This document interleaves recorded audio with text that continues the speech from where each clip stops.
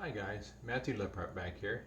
I've got an amazing recipe I'm going to cook tonight. Going to do this video on. I've made this recipe a few times. It's called a Croque Madame.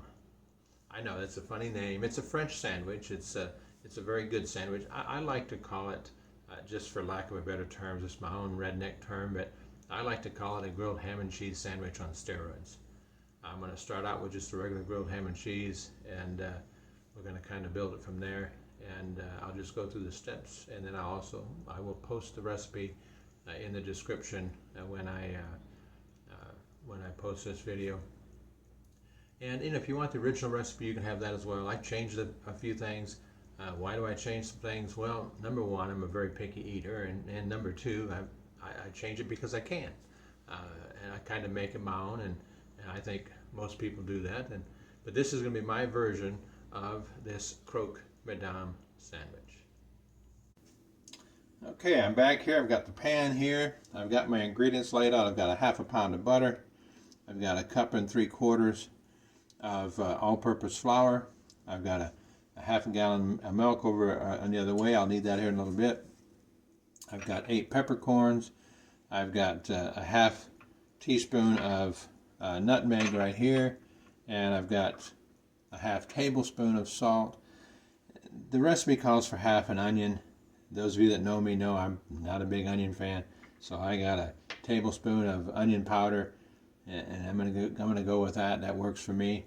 So I'm gonna go ahead and start. I got my stove started up here. I'm gonna stick this half pound of butter in here and get it melted first.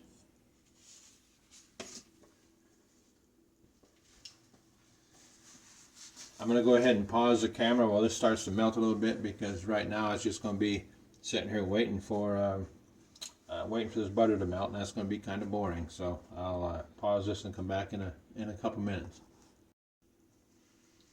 While the butter was melting, I went ahead and dropped in the bay leaf and the peppercorns and the salt and the onion powder. Let them incorporate in with that. Now they're all in there, and now I'm going to put the 1 3/4 of all-purpose flour in here and whisk it in at the same time while I'm dumping it in here. And once this gets all incorporated, and I'll let it simmer here until it turns a light brown, and then get all the starch cooked out of it.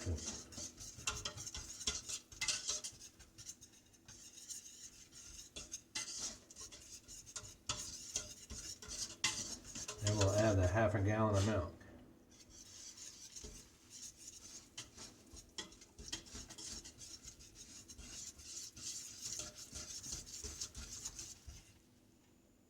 This gets pretty thick with just the butter and the flour.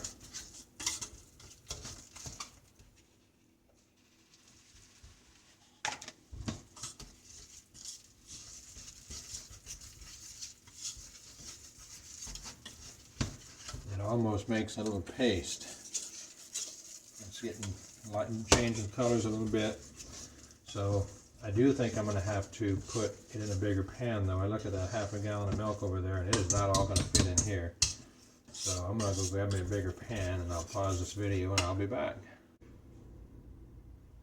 Okay, I'm back here. I got a bigger pan. This is probably overkill, but yeah, we had another pan that was a 2.5 quart pan.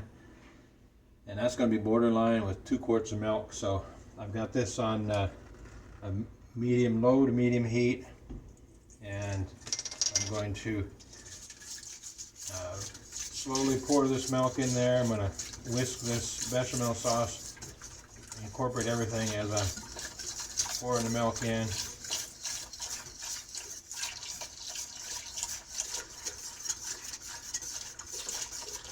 I think this is a lot of sauce for 2 sandwiches, but I didn't feel like switching everything up and starting,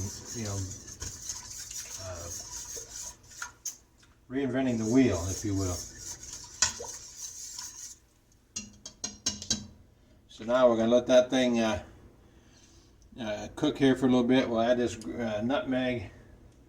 And we'll kind of let this thing cook here a little bit, and get all the starch cooked out of it.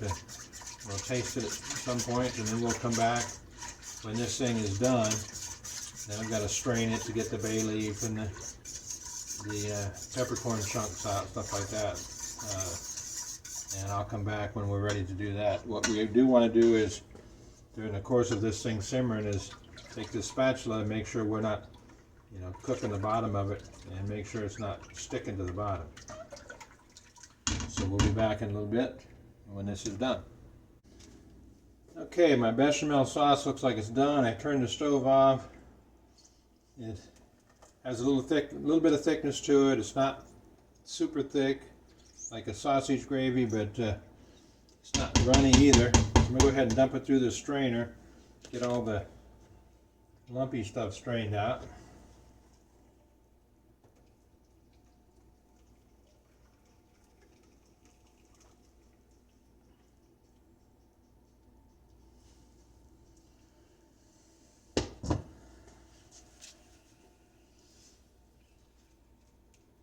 See, it strained out the bay leaves, it strained out the peppercorns and stuff like that. What we're left is with a creamy sauce. It's kind of interesting because it, so I don't make quite such a mess. It has that, I like to compare it to a hollandaise sauce. It has that kind of a taste of a cheese sauce, but there's no cheese in it. It's milk, butter, flour, some seasoning. So I've got the oven on the broiler, and I'm going to go ahead and pause this for a minute. I'm going to come back with my setup to make my eggs. Okay, I'm out here at the Blackstone. I'm going to do the sandwiches out here. I have the bread buttered on one side. Now I'm going to put one piece of cheddar and one piece of Swiss on each sandwich. And my ham.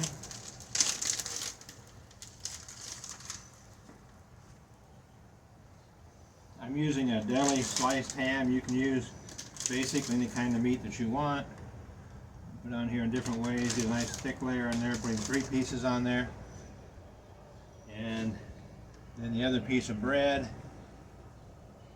Let me see. That ain't going to match up there. That's pretty close.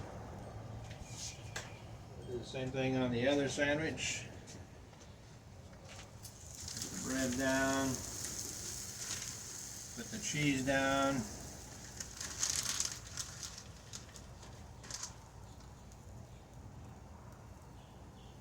Put the 3 pieces of ham down.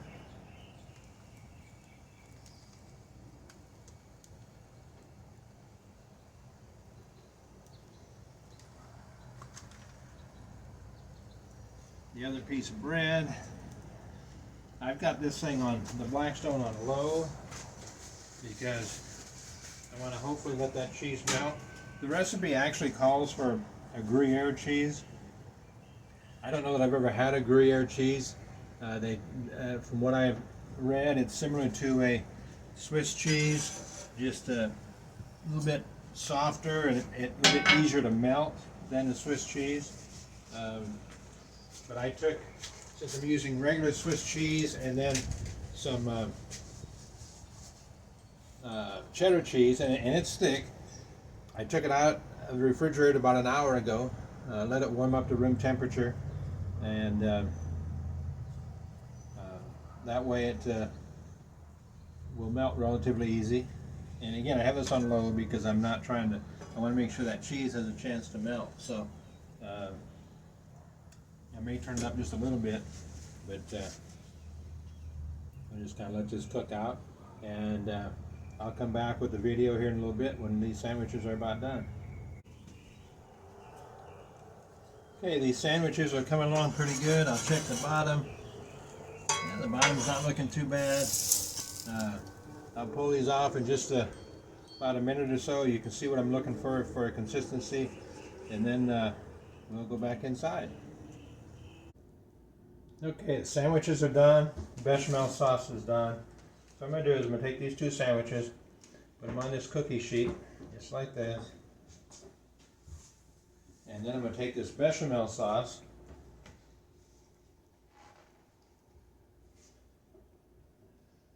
I'm just gonna pour it over top. Plenty on the bottom. I could have made half of this bechamel sauce, but that's okay. This will be really good. Yeah, I'm only using half of this, but that's okay. Now I'm going to stick that in the oven under the broiler to toast that a little bit while I start the eggs. Well, our broiler doesn't work like it should. It gets warm, but that's about it. It doesn't brown it like, you know, the way this is supposed to be done. The broiler browns this, but that didn't happen. Anyway, they're done. Now this would be a croque monsieur. And you know the old story about the French ladies wear hats. Well, where you get a croque madame is with a couple of sunny side up eggs on top of it. Obviously, you're not going to eat this sandwich by picking it up. You're going to use a fork and a knife. But there are two croque madame sandwiches. I'll take a couple of still pictures while we're eating after we cut into it. Let you see what it looks like. But this is an amazing sandwich.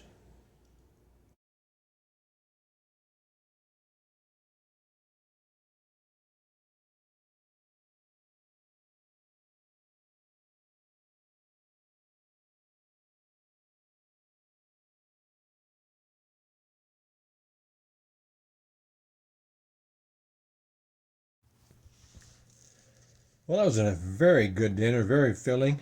Even if you have a big appetite, one sandwich like that is going to be plenty for you. I finished all of mine, but I probably shouldn't. I was absolutely stuffed. My wife didn't finish hers. That's an absolutely amazing sandwich. I hope you liked it. Go ahead and click that like button and smash that subscribe button. That helps with these YouTube algorithms. That's almost a tongue twister for me. But it helps with those algorithms, and it just helps get these videos out more. And if you know of anybody that you think might like this recipe, go ahead and share this with them. And any comments that you might have, any questions, you know, I'm a decent home cook. I'm not a chef. I'm not I'm not one of these big TV chefs. I just like to cook. I enjoy it. And my currency is watching people eat something that tastes good. And that's all. That's my only goal from this. So go ahead and share this. Like I say, hit that subscribe button. Help me grow this channel. If you have any questions, comments, go ahead and leave them in the comment section, and I'll be sure to respond to you if appropriate. Until next time, have a great day.